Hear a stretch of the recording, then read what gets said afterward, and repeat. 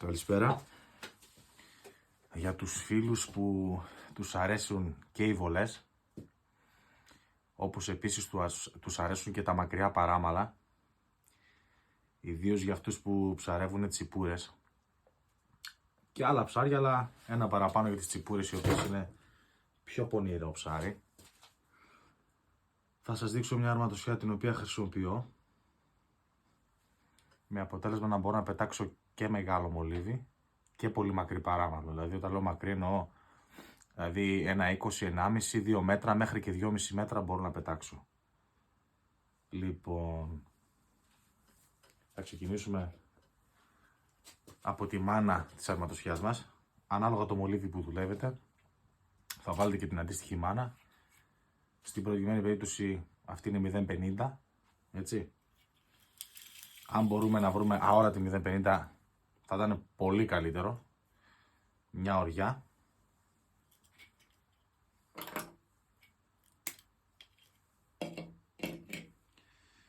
Τώρα θα χρειαστούμε ένα bait clip.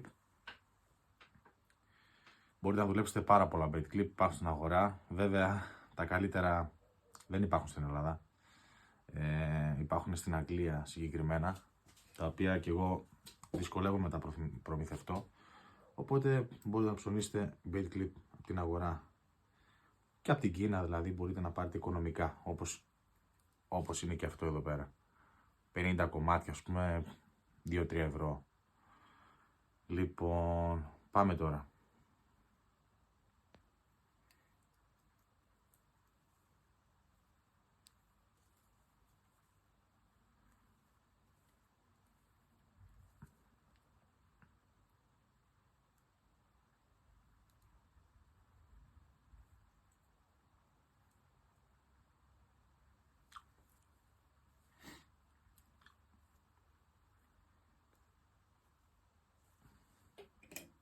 Σαλιώνουμε. Λοιπόν, θα βάλουμε και το μολύβι μας. Εδώ, έτσι. Και τώρα, τι θα κάνουμε.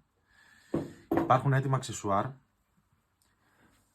στο εμπόριο, τα οποία μπορείτε να χρησιμοποιήσετε για να κάνετε για να δουλέψουν μαζί με το bait clip σας, αλλά πέρα από ότι είναι πολύ ακριβά και δυσέβρετα, εγώ τα έχω φτιάξει με δικό μου τρόπο. Στην ουσία έχω κάνει ένα λατήριο από άνοξε ψηλό σύρμα με λησοκομείας. Απλά κοιτάξτε να είναι καλός ο τύπος του ίνοξ για να μην σας σκουριάζει στη θάλασσα. Και από εκεί και πέρα σκληρή χάντρα, 2 σκληρές χάντρες. Τη μία την πάνω την έχω χαράξει, την έχω κάνει ένα γατζάκι. Δεν ξέρω κατά πόσο φαίνεται στο βίντεο. Αυτό εδώ το πράγμα είναι ένα γατζάκι. Και πάμε. Λοιπόν, αφήνουμε την επιθυμητή απόσταση από το στριφτάρι πάνω που θα πιάσει στη μάνα μας. Εγώ αφήνω περίπου 30 με 40 πόντους. Τώρα εδώ μπορείτε να βάλετε και στο περάκι, αλλά εγώ κάνω κόμπο. Κάνω κόμπο για να είναι πιο σταθερό. Βέβαια, όσο πιο πολλούς κόμπους κάνετε, τόσο πιο αδύναμη γίνεται η αρματοσιά σας. Αλλά όταν μιλάμε για 50 μάνα αρματοσιάς, δεν νομίζω ότι θα έχετε και ιδιαίτερο πρόβλημα. Λοιπόν, έχω κάνει ένα κόμπο. Περνάω πρώτα την κανονική χάντρα, σκληρή, έτσι. Περνάω το λατηριάκι μου.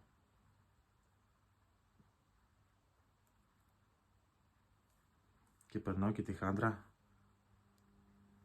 την κομμένη. Και έχει γίνει αυτό το πράγμα. Τώρα δέρνουμε ένα στριφτάρι εδώ πάνω.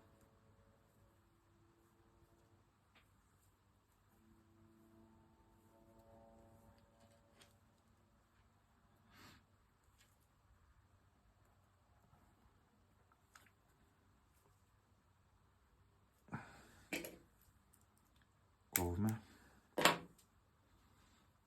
Και στην ουσία το πάνω μέρος της αρματοσιάς μας είναι αυτό εδώ. Τώρα τι κάνουμε. Θέλουμε να βάλουμε 1,5 μέτρο παράμαλο. Παίρνουμε την αόρατή μας. Εγώ τώρα έχω μια τυχαία εδώ πέρα της Άσο, μια φλωροκάρμπον. 30,5 είναι αρκετά χοντρή. Αλλά ανάλογα και τα ψάρια που στοχεύετε, έτσι. Θα το κάνω και αυτό 1,5 μέτρο περίπου, 1,60. Μπορεί να το κάνετε και 2 μέτρα. Μέχρι και 2,5 έχει δουλέψει, αλλά με την προϋπόθεση ότι δεν έχει κύμα. Είναι ο βυθός λίγο πιο αμμώδης κατά κάποιο τρόπο, να μην έχει σκαλώματα, να μην έχει ρεύματα. Γιατί όσο πιο πολλά ρεύματα έχει, σίγουρα θα πρέπει να κοντίνετε και το παράμαλό σας. Τώρα θα δέσω ένα αγκίστρι.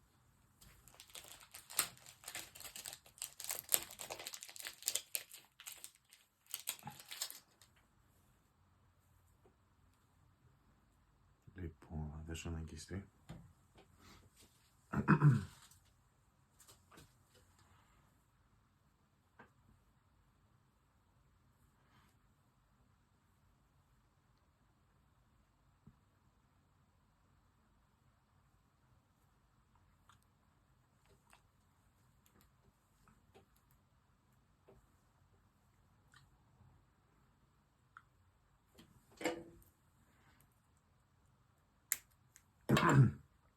Και τώρα θα έρθω να το προσαρμόσω πάνω στην μάνα της αρματοσιάς μου. Κοιτάξτε πώς θα το δέσω, γιατί παίζει μεγάλη σημασία. Λοιπόν, και πάλι έχετε περίπου στους 20 πόντους με 25 πάνω από το bait clip και θα κάνουμε αυτό το κόμπο ακριβώς. Στην ουσία ένας κόμπος, ο ίδιος τρόπος με τον οποίο κάνουμε ένα στοπεράκι χειροποίητο.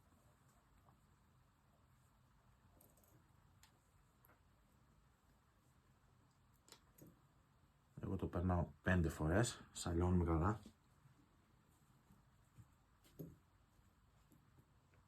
Και ο κόμπος μας είναι αυτός εδώ. Τώρα, ο κόμπος μας έχει το πλεονέκτημα να ανεβοκατεβαίνει.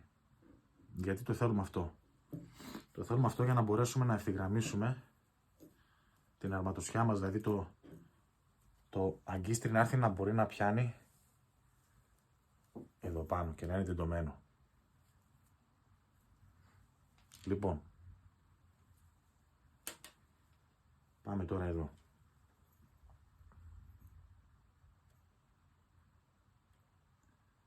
Γατζώνουμε την αρματοσιά μας κατά αυτόν τον τρόπο.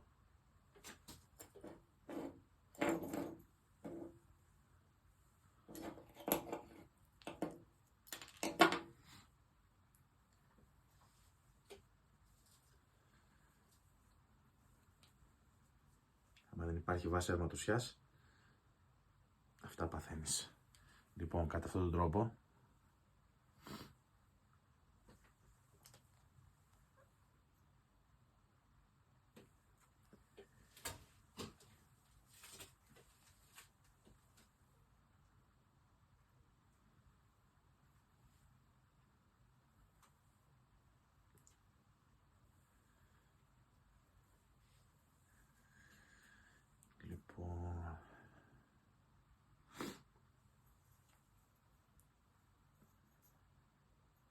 πλέχτηκε κιόλας λίγο τώρα εδώ.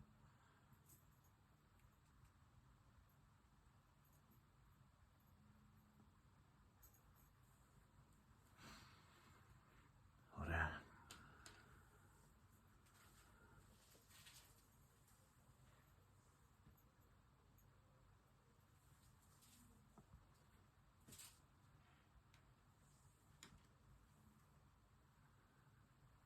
Οπότε τώρα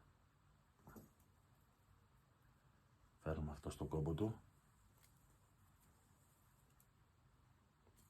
και φέρνουμε και τη θηλιά εδώ πάνω.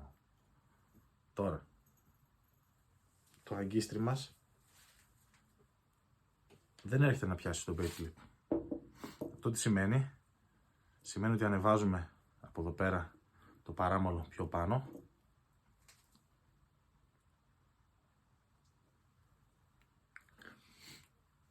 μπορεί να γαντζώσει στο bait clip.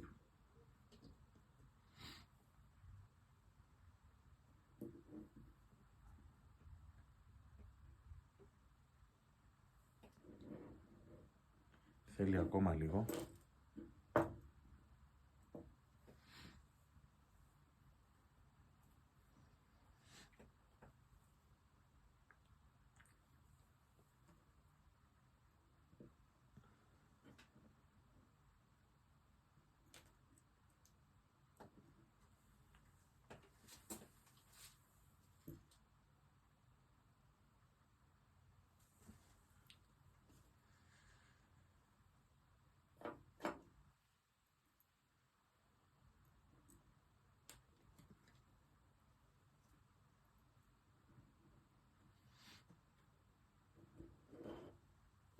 Δεν θέλει να μας κάνει το χατήρι.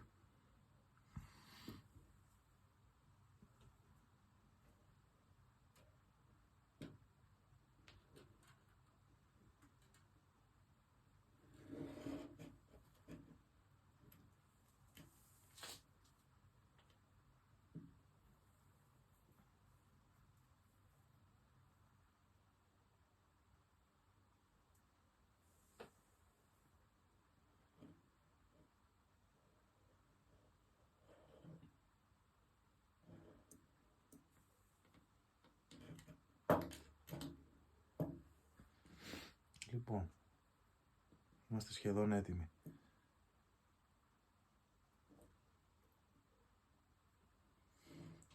Λοιπόν, εδώ πιάνει το bait clip και εδώ γαντζώνει το παράμαλο. Εδώ είναι το στριφτάρι στην άκρη. Το μόνο που μένει τώρα, αφού βρήκαμε ακριβώς το σημείο, είναι να έρθουμε εδώ πέρα στο σημείο που δώσαμε το παράμαλο, να κόψουμε αυτό που εξέχει και να βάλουμε μία σταγόνα και αναπηλική κόλλα, στιγμής που λέμε δηλαδή, για να ασφαλίσουμε τον κόμπο, για να μην μετακινείται δεξιά-αριστερά και χαλαρώνει το παράμαλο. Μια σταγόνα είναι αρκετή. Τώρα αυτό έχει την ιδιότητα με το που πέσει πάνω στην επιφάνεια της θάλασσας να απελευθερώνει το αγκίστρι μας. Sorry. Εδώ. Με το που πέσει το απελευθερώνει, το ξετυλίγει και από πάνω και έχουμε ένα παράμαλο το οποίο είναι γύρω στο 1,60 με 1,70 μακρύ, με το αγκίστρι της αρισκίας σας.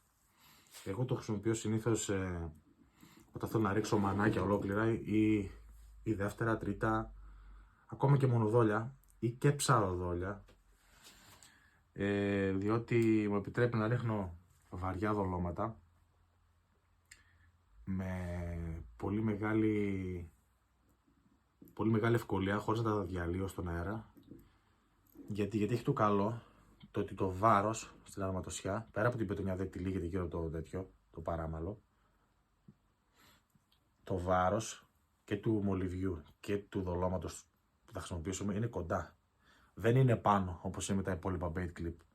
Οπότε η βολή μας είναι πολύ καλύτερη και το δόλωμά μας πολύ πιο καλό. Δεν διαλύεται στη βολή, δεν διαλύεται όταν πέφτει. Έχει μεγάλη διαφορά. Οπότε για τους φίλους που τους αρέσει να ψαρεύουν μακριά και τους αρέσει να ψαρεύουν και με μακριά παράμαλα, μπορούν να τη δοκιμάσουν και να μας πούν και τα αποτελέσματα, να μας σχολιάσουν στο βίντεο.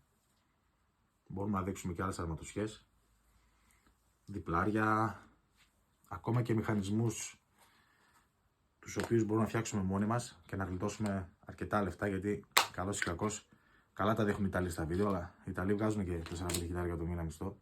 Όπως παραδείγματος χάρη αυτό εδώ πέρα, για μια αρματοσιά τύπου Pater Noster και πολλά άλλα. Ακόμα πώς να φτιάξουμε και εσείς δικά μας, πολύ ανώτερα από αυτό το εμπορίου. Κάντε μας ένα like, στήριξτε το κανάλι μας και εμείς όσο μπορούμε από την πλευρά μας θα σας ανεβάσουμε και βίντεο με αυτά τα λίγα που ξέρουμε, γιατί δεν είμαστε πρίτανιδες. Αυτά είναι τα λίγα που έχουμε μάθει από τη δική μας εμπειρία πάνω στο ψάρεμα. Μπορεί να έχουμε και κάποια λάθη, συγχωρήστε μας. Δεν είμαστε τέλειοι, ούτε κάνουμε ένα βίντεο για να το παίξουμε έξυπνοι. Ευχαριστούμε πολύ. Τα λέμε στο επόμενο βίντεο.